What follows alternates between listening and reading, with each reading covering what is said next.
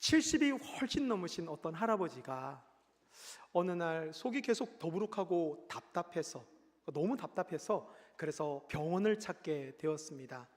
의사 선생님께서 진찰을 이리저리 해보시더니 아무래도 조짐이 좋지 않다고 그렇게 이야기를 하시면서 정밀 검사를 받자고 이야기를 하셨습니다.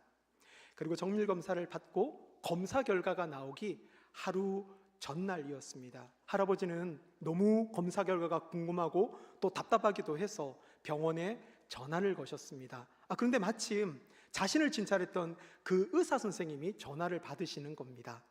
할아버지가 뭔가 질문을 하기도 전에 의사 선생님이 너무 지금 환자들이 많아서 바쁘니까 할아버지 간호사를 연결해 줄 테니까 간호사의 이야기를 잘 들으세요, 이렇게 이야기를 했습니다. 간호사가 전화를 받자마자 할아버지가 대뜸 이렇게 물으십니다. 저 혹시 암입니까? 그러자 간호사가 이렇게 대답을 했습니다. 아니래요. 아니니까 내일 병원에 와서 꼭 의사 선생님을 만나세요, 이렇게 이야기를 했습니다. 그런데 간호사는 분명 아니래요, 아니니까 내일 병원에 와서 꼭 의사 선생님을 만나세요, 이렇게 이야기를 했는데 불사 할아버지가 이 말을 잘못 알아들으신 겁니다. 아니래요, 아니니까를 암이래요, 암이니까 이 말로 알아들으신 겁니다. 여러분 어떻게 되었을까요? 그날 밤 이 할아버지는 지옥을 경험하셨습니다. 내가 암에 걸리면 남은 자식들은 어떻게 하나? 자식들한테 분명히 폐가 될 텐데. 그 밤에 이 할아버지는 너무 마음이 답답하고 고통스러워서 자살까지 생각을 하셨습니다. 다행히 다음날 아침이 밝자마자 의사 선생님을 찾아갔고 의사 선생님이 진찰 결과 단순 위궤양이지 암은 아닙니다, 이렇게 이야기해서 모든 일들은 다 해프닝에서 끝나기는 했지만 할아버지는 이 검사 결과를 듣기 바로 직전까지 너무나 고통스러운 시간을 보내셔야 했습니다. 제가 이 이야기를 들으면서 이런 생각을 했었습니다. 사람의 말을 잘못 알아들어도 이렇게 큰 고통이 따르는데 하물며 하나님의 말씀을 잘못 알아듣게 되면 우리 인생에 얼마나 큰 고통이 따르게 될까? 여러분, 누군가 저에게 목사님 신앙생활에서 가장 중요한 게 뭡니까? 라고 묻는다면 저는 이렇게 말씀드리고 싶습니다. 듣는 거요. 그냥 듣는 것이 아니라 잘 듣는 것, 그것만큼 신앙생활이 중요한 것은 없습니다. 여러분, 특별히 듣는 것 가운데서 우리가 하나님의 말씀을 듣는 시간, 특별히 이 설교를 듣는 시간이 굉장히 중요하다라는 것입니다. 여러분, 예배 시간에 우리는 하나님께 많은 것들을 올려드립니다. 우리의 기도도 올려드리고 찬양도 올려드리고 헌금도 올려드립니다. 그러나 예배 시간에 가장 많은 시간을 할애하는 것은 하나님의 말씀을 듣는 이 설교 말씀 시간입니다.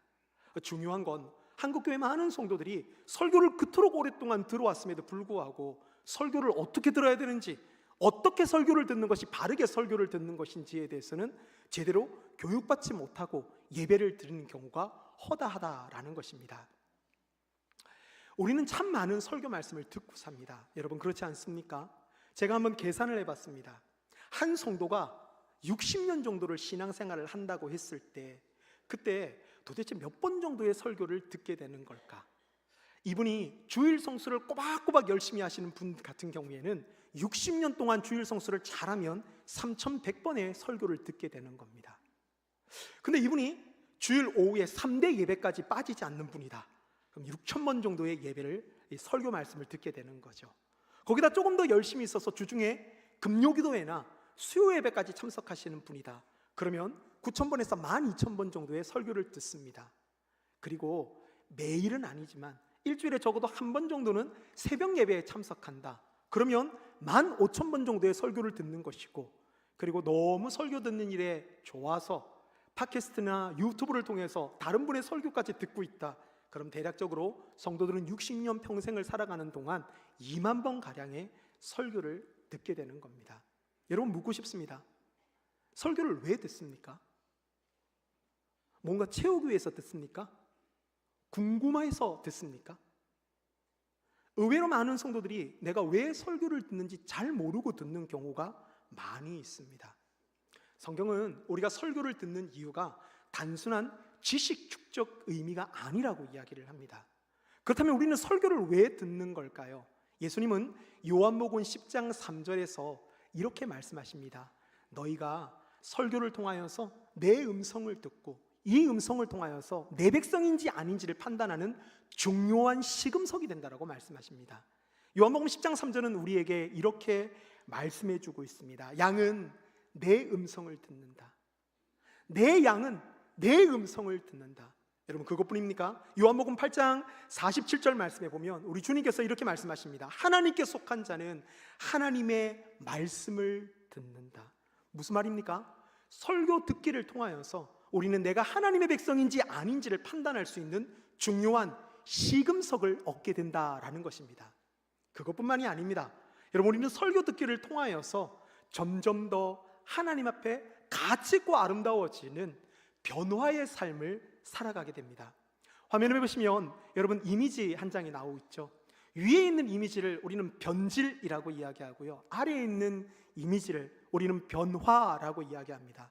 변질이라는 건 점점 더 안 좋은 쪽으로 변화되는 것을 의미하는 것입니다. 그러나 변화라는 것은 점점 더 좋아지는 방향으로 바뀌는 것을 우리는 변화라고 이야기합니다. 사랑하는 성도 여러분, 하나님의 말씀을 하나님의 백성은 들으면 들을수록 변질이 아니라 변화의 삶을 살게 되는 줄 믿으시기를 바랍니다. 저는 우리 성도교회 모든 성도님들을 축복하고 싶습니다.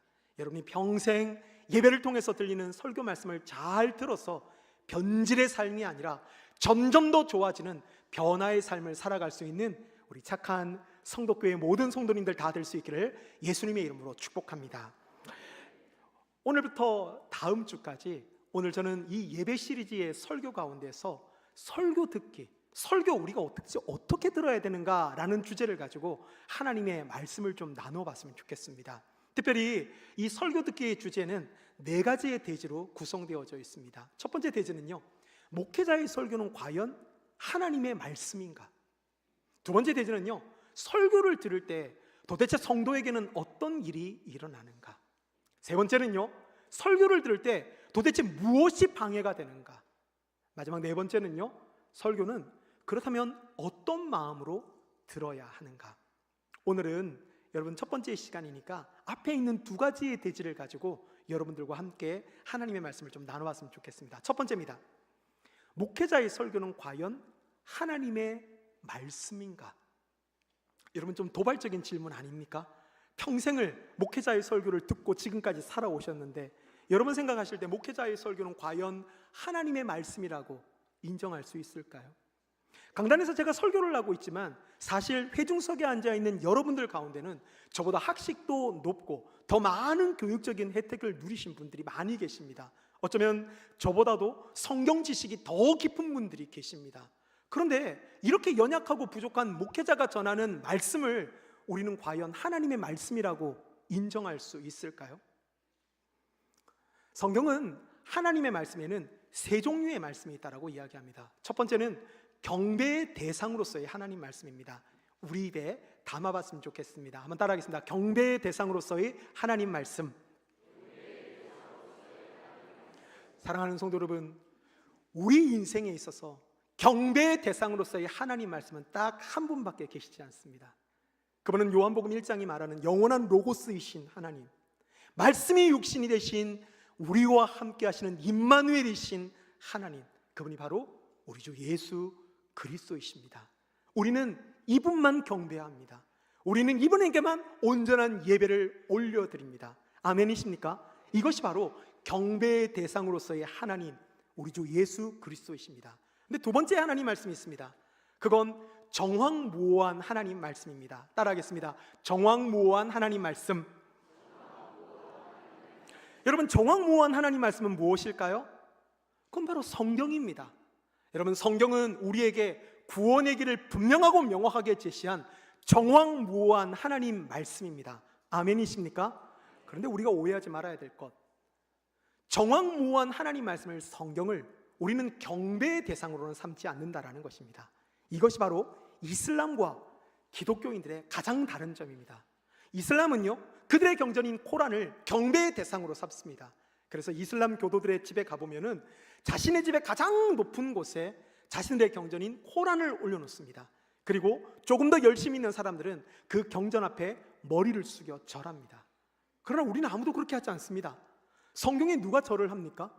성경에 누가 경배를 올려드립니까? 왜냐하면 우리는 성경을 경배의 대상으로 삼지 않기 때문입니다.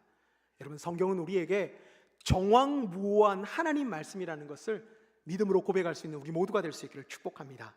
근데 여러분, 세 번째 하나님 말씀이 있습니다. 그 세 번째 하나님 말씀이 무엇일까요? 오늘 나의 눈높이에서 하나님의 귀한 뜻으로 전달되어지는 하나님의 뜻으로서의 하나님의 말씀입니다. 여러분, 이것이 바로 설교입니다.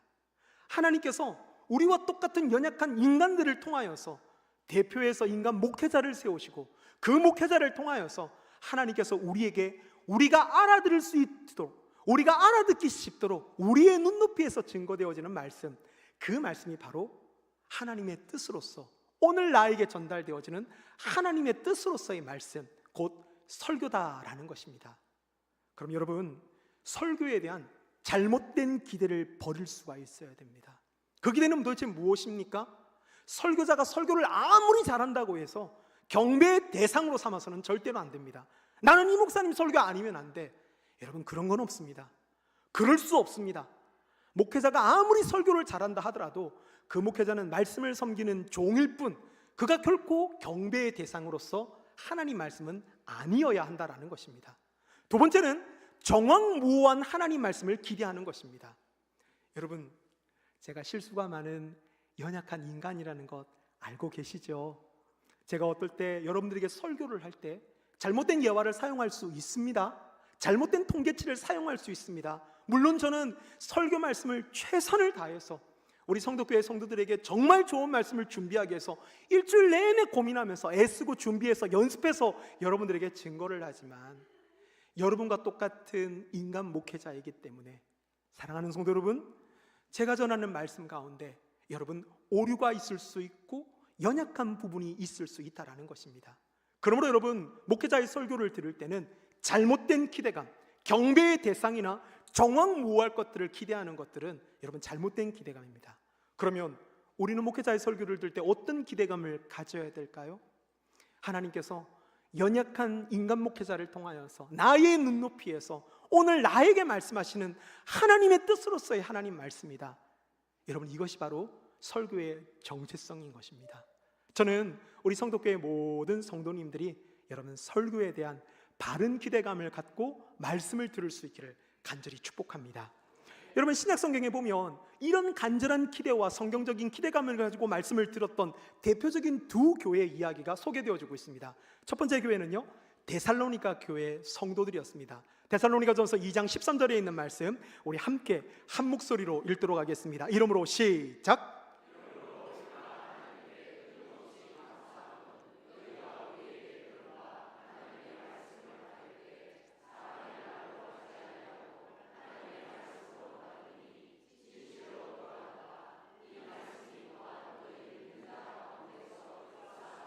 여러분, 데살로니가 교회 성도들이 어떻게 바울의 말을 받았다고 합니까? 사람의 말이 아닌 하나님의 말씀으로 받았다라고 이야기합니다. 사람의 말이 아닌 하나님의 말씀으로 받았기 때문에 그 안에서 믿음이 자라고 믿음이 역동시켜 나아갈 수 있었다라고 말씀하고 있는 것입니다. 그런가 하면 갈라디아 교회 성도들은 어떠했을까요? 갈라디아서 4장 13절부터 14절, 갈라디아 교인들이 어떻게 바울의 말씀을 들었는지를 이렇게 설명하고 있습니다. 내가 처음에 육체의 약함으로 말미암아 너희에게 복음을 전하는 것을 너희가 아는 바라. 너희를 시험하는 것이 내 육체에 있으되, 너희를 시험하는 것이 내 육체에 있으되 이것을 너희가 업신여기지도 아니하며 버리지도 아니하고 오직 나를 하나님의 천사와 같이 또는 그리스도 예수와 같이 영접하였도다. 바울에게는 분명한 연약한 점들이 있었습니다. 갈라디아의 성도들이 봤을 때 시험에 들만한 부족하고 모자란 부분들이 있었습니다. 그럼에도 불구하고 갈라디아 교회 성도들은 바울의 설교 말씀을 들을 때 항상 그 말씀을 천사의 말로, 그리스도 예수의 말로 받아들였다고 성경은 우리들에게 말씀하고 있는 것입니다. 칼빈은 우리에게 이렇게 말하고 있습니다. 하나님은 선지자들과 사도들을 통하여 성경을 주셨을 뿐만 아니라 성경이 완성된 후에도 목사와 교사의 직분을 교회에 주셔서 계속해서 말씀으로 교회를 세워가게 하셨고, 교회가 하나님의 말씀을 벗어날 수 없도록 보호하고 인도하여 주신다. 무슨 말입니까? 성경이 완성된 직후에도 연약한 인간 목회자와 교사들을 사용해서 끊임없이 성도와 교회의 삶을 세워나가는 일, 그 일이 바로 하나님께서 오늘도 우리 가운데 행하시는 일이라고 말하고 있는 것입니다. 칼빈은 기독교 강요에서 다시 이렇게 설명해 주고 있습니다. 말씀을 가르치도록 부르심을 받은 자들이 미천하기 때문에, 그로 인하여 말씀의 권위가 손상된다고 생각하는 자들은 자기들의 감사할 줄 모르는 마음을 스스로 드러내는 것 이외에 아무것도 아니다. 사랑하는 성도 여러분, 우리 하나님은 하실 수 있으면 오늘날 길바닥에 떨어져 있는 돌멩이를 통해서도 우리에게 말씀하실 수 있는 분이십니다. 우리 하나님은 하실 수만 있다면 젖먹이 어린아이의 입을 통해서도 우리에게 얼마든지 언제든지 말씀하실 수 있는 분이십니다. 그럼에도 불구하고 연약한 우리와 똑같은 인간 목회자를 세워서 우리에게 말씀을 전하시는 이유, 오늘 나에게 하나님의 귀한 뜻을 내 눈높이에서 우리 하나님께서 전달하기를 원하시기 때문이십니다.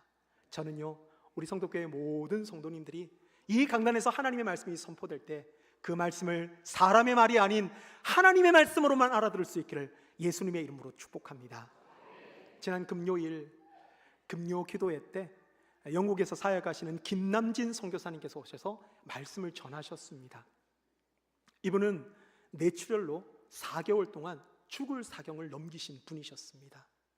그분의 설교를 들을 때 귀를 자세히 쫑긋하면서 귀를 들여야 할 정도로 발음이 부족한 부분들도 분명히 있었습니다. 근데 여러분, 그 자리에 참석했던 모든 분들 가운데 그 말씀을 정말 겸손함으로 말씀을 받았기에, 여러분, 그 자리에 참석했던 분들 가운데 은혜를 받지 못했던 분들이 한 분도 없으셨습니다. 여러분, 뇌출혈로 쓰러진 환우를 통해서도 하나님께서는 오늘도 우리에게 말씀하고 계시고요, 신학교를 이제 막 졸업한 전도사님이 이 강단에서 설교를 할 때도 그 말씀을 통해서도 우리에게 말씀하시는 분, 그분이 바로 우리가 믿는 하나님인 줄 믿으시기를 바랍니다. 제가 19년 2개월 동안 사역했던 울산 대형교회에 담임 목사님이 계십니다. 제가 이 목사님에게 배웠던 많은 것들 중에 가장 제일 첫 번째 것은 목회자로서 강단에서 하나님의 말씀이 선포될 때 어떤 자세와 태도를 가지고 말씀을 들어야 하는지에 대한 훈련이었습니다. 목사님은요, 이제 막 신학교를 졸업한 정말 초보 전도사님이 강단에서 말씀을 전하시더라도 여러분, 회중석에 앉아서 그 말씀을 빼곡히 다 받아 적으십니다. 그리고 그 말씀 가운데서 본인에게 주셨던 하나님의 말씀은 밑줄을 그시면서 그 전도사님에게 꼭 말씀하십니다. 오늘 전도사님을 통해서 하나님께서 내게 이렇게 말씀하셨다고, 이게 내가 붙들어야 될 말씀인데 오늘 귀한 말씀 너무너무 감사하다고. 여러분, 수천 명의 교회를 이루셨고 목회의 경력에 있어서는 비교할 수 없는 분이신데, 그 목사님의 말씀을 들을 때마다 겸손함과 온유함으로 말씀을 들으니 여러분, 그 모습이 얼마나 많은 사람들에게 도전이 되고 격려가 되고 힘이 되었는지요. 저는요, 우리 성도교회 모든 성도님들 신앙의 연수가 몇 년이든 상관없이 오늘 이 강단에서 주의 말씀이 선포될 때 그가 전도사든 목사든 신앙의 연수가 깊든 목회 연륜이 오래됐든 상관없이 그 말씀을 사람의 말이 아닌 하나님의 말씀으로 알아들을 수 있는 우리 모든 성도님들 다 될 수 있기를 예수님의 이름으로 축복합니다. 두 번째입니다. 그렇다면 설교를 들을 때 도대체 무슨 일이 일어나는가? 설교를 들을 때 도대체 무슨 일이 일어나는가? 고린도후서 3장 18절은 우리에게 이렇게 말씀하고 있습니다. 우리 한 목소리로 같이 읽겠습니다. 우리가 다 수건을 벗은 얼굴로 거울을 보는 것 같이 주의 영광을 보매 그와 같은 형상으로 변화하여 영광에서 영광에 이르니 곧 주의 영으로 말미암음이라. 사랑하는 성도 여러분, 설교를 들을 때 어떤 일이 일어나는 걸까요? 가장 먼저 우리가 은혜를 받겠죠. 근데 여러분, 은혜 받는다라는 이 말이 한국 사람들은 약간 오해하고 있는 부분들이 있습니다. 성도님들이 설교 듣고 난 다음에 내려가시면서 예배가 끝나고 난 다음에 항상 인사하시면서 은혜 받았다라고 말을 할 때 어떤 분들 같은 경우에는 오늘 설교가 이해하기 쉬웠어요, 제 이해에서 다 이해가 되었어요. 이걸 은혜라고 생각하시는 분들이 계십니다. 그런가 하면 어떤 분들 같은 경우에는 어떤 설교의 예화를 통하여서 본인의 마음에 감동이 되고 감격이 되어지고 감정적으로 격양이 되어지면 그걸 두고 은혜 받았다라고 이야기하시는 분들이 계십니다. 물론 그것도 은혜의 한 부분이긴 합니다. 그러나 성경이 말하는 은혜 받는다라는 말의 의미는 무엇이냐면 말씀을 통해 우리가 하나님이 어떤 분인지를 더 깊이 알아가는 상태가 되는 것입니다. 하나님이 얼마나 아름다우시고 하나님이 얼마나 영광스러우시며 하나님이 얼마나 거룩하시며 하나님이 얼마나 우리에게 친밀하신 분이신지를 알게 되는 상태, 하나님을 더 깊이 알아가는 지식 가운데 이르는 상태, 여러분 그 상태가 바로 은혜 받는다는 말의 원래의 의미인 것입니다. 그렇다면 여러분, 우리가 말씀을 통해 하나님을 깊이 알아가게 되면 우리에게는 어떤 삶의 모습이 펼쳐지게 되는 걸까요? 고린도서 3장 18절 중반절 이하의 말씀은 성경 오늘 우리에게 이렇게 말해주고 있습니다. 그와 같은 형상으로 변화하여 영광에서 영광에 이르니. 무슨 말입니까? 우리가 점점 더 하나님을 알아가면 알아갈수록 우리의 삶의 모습 가운데 하나님께서 우리 주님 닮은 모습으로 점점 더 변화하는 영광에서 영광에 이르는 이런 거룩한 변화를 우리의 삶 가운데 허락하신다라는 것입니다. 저는 우리 성도교회 모든 성도님들이 말씀을 들으면 들을수록 예수 닮을 수 있는 귀한 영성의 사람이 될 수 있기를 간절히 축복합니다. 근데 여러분, 여기서 끝이 아닙니다. 여러분, 말씀을 하나님의 백성이 들으면 들을수록 어떤 일들이 하나님의 백성에게 일어나는가? 베드로전서 1장 23절은 우리에게 이렇게 말씀하고 있습니다. 너희가 거듭난 것은 썩어질 씨로 된 것이 아니요 썩지 아니할 씨로 된 것이니 살아있고 항상 있는 하나님의 말씀으로 되었느니라. 여러분, 우리를 거듭나게 하시는 분, 우리를 born again 하시는 분, 여러분 그분이 누구십니까? 바로 우리 말씀이신 하나님이시라는 거예요. 설교 말씀을 통해 우리가 말씀이신 하나님을 깊이 만나서 우리 인생 가운데 진정한 거듭남의 변화를 경험하게 하는 것, 여러분 그것이 예배 가운데 설교 중에 일어나는 일이라고 말하고 있습니다. 그것뿐입니까? 로마서 10장 17절은 우리에게 이렇게 말하고 있습니다. 한 목소리로 같이 읽겠습니다. 시작!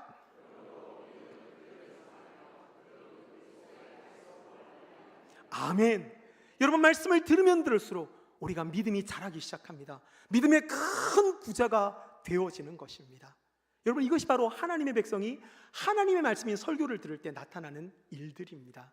우리에게 큰 믿음을 주고요, 우리를 거듭나게 하고요, 우리를 변화시키고요, 우리를 영광에서 영광에 이르게 하는 것, 여러분 이것이 바로 예배 시간 설교를 통해서 우리의 삶 가운데 일어날 수 있는 일들이라는 겁니다. 근데 여러분, 반대로 하나님의 백성이 아닌 자들이 하나님 말씀을 듣게 되면 어떻게 될까요? 여러분, 그 이야기가 오늘 우리가 본문을 읽었던 마태복음 13장에 나와 있습니다. 오늘 본문 말씀인데요, 우리 한 목소리로 같이 한번 읽어보겠습니다. 이 백성들의 시작!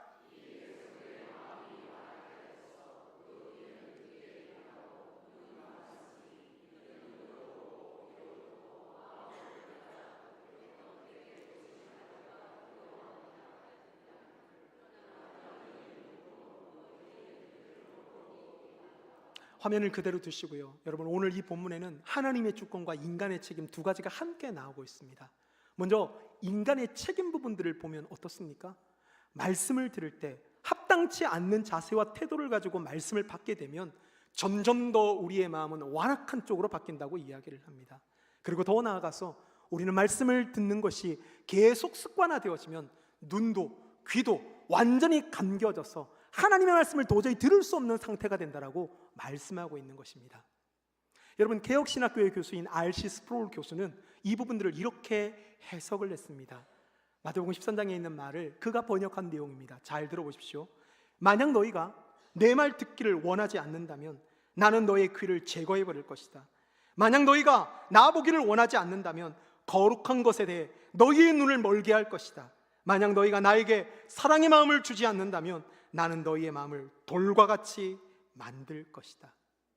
여러분, 하나님께서 귀와 눈을 막으시는 것, 그건 하나님께서 말씀을 듣기를 원하지 않는다 되게 주시는 일종의 심판이라고 성경은 우리들에게 말씀하고 있는 것입니다.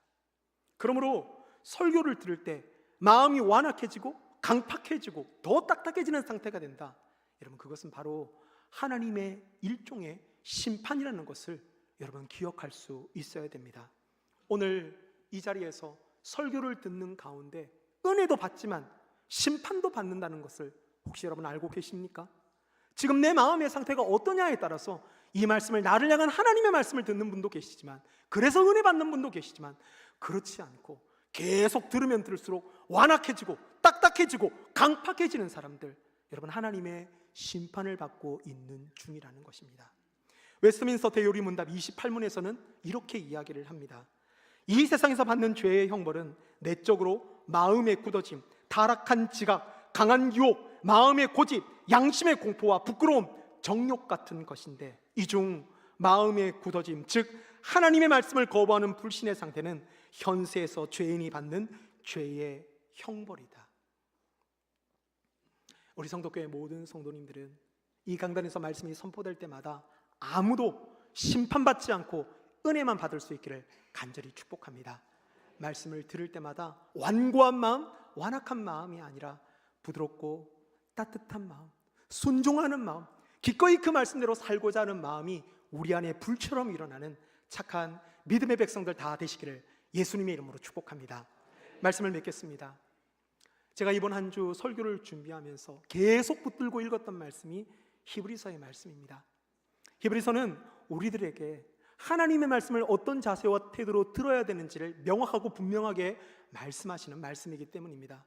특별히 히브리서 2장과 3장에 있는 말씀을 보시면요, 우리 하나님께서 어떻게 우리가 이 땅을 살아가면서 말씀을 들어야 되는지를 이렇게 설명해 주고 있습니다. 히브리서 3장 7절의 말씀에 보니, 그러므로 성령이 이르신 바와 같이 오늘 너희가 그의 음성을 듣거든. 히브리서 3장 15절의 말씀을 보니 이렇게 말씀합니다. 성경에 일렀으되 오늘 너희가 그의 음성을 듣거든 경노하시게 하던 것 같이 너희 마음을 완고하게 하지 말라 하였으니. 히브리서 4장 7절은 우리에게 이렇게 말합니다. 오랜 후에 다윗의 글에 다시 어느 날을 정하여 오늘이라고 미리 이같이 일렀으되 오늘 너희가 그의 음성을 듣거든 너희 마음을 완고하게 하지 말라 하였나니. 히브리서 기자가 강조하는 말이 무엇입니까? 오늘이라고 일컬어지는 지금 이 순간, 예배 가운데서 하나님의 말씀이 증거될 때 지금이라고 일컬어지는 오늘이라는 이 순간, 너희가 말씀을 받을 때 너희의 자세와 태도가 중요하다라고 말씀합니다. 하나님 말씀을 들을 때 완고함이나 고집스러운 마음으로, 강팍한 마음으로 말씀을 듣지 말고 오늘이라는 이 시간 가운데 그 말씀을 절대 흘러 떠내려 보지 말고 그 말씀을 나의 말씀으로 받아들일 수 있는 그런 우리가 되어야 된다. 성경은 우리에게 말씀하고 있습니다. 왜 그렇습니까? 하나님의 백성은 오직 하나님의 말씀으로 살기 때문입니다. 마태복음 4장 4절 우리 주님께서 이렇게 말씀하십니다. 한 목소리로 같이 읽겠습니다. 시작.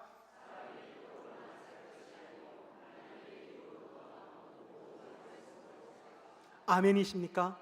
여러분, 이 말씀의 근거에서 신학자 존 오웬은 이런 말을 남겼습니다. 그러므로 설교를 듣는 지금 이 순간, 그러므로 설교를 듣는 지금 이 순간, 성도에게 이 세상을 사는 동안 이보다 더 중요한 시간은 없다. 사랑하는 성도 여러분, 지금까지 여러분들은 어떤 자세와 태도를 가지고 말씀을 들으셨습니까? 그리고 오늘 이 말씀 이후에 여러분은 어떤 자세와 태도를 가지고 말씀을 듣기를 원하십니까? 오늘 나에게 나의 눈높이로 전달되어지는 하나님의 뜻으로서의 말씀, 그 말씀이 여러분의 말씀이 될 수 있기를 간절히 축복합니다. 더 나아가 그 말씀이 우리에게 주는 너무나 귀한 유익들, 나를 거듭나게 하고 나에게 믿음을 가지게 하며 더 나아가서 내가 하나님의 백성이 아닌지를 확인할 수 있는 날마다 시금석이 되는 말씀, 그 말씀 앞에 날마다 주님의 형상으로 변화될 수 있는 우리 사랑하는 성도교회 모든 성도님들이 다 되실 수 있기를 예수님의 이름으로 축복합니다.